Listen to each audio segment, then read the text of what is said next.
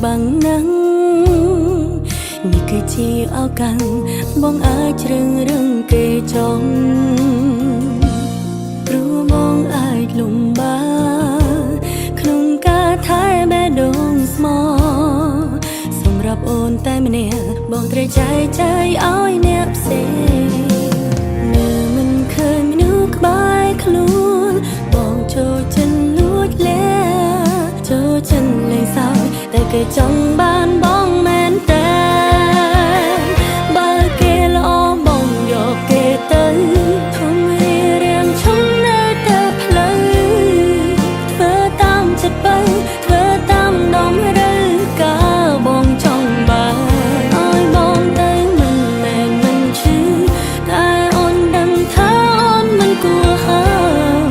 ស្ទើរក្រុមយ៉ាងព្រោះអូនល្អមិនដល់គេអូនដើរចេញខ្លួន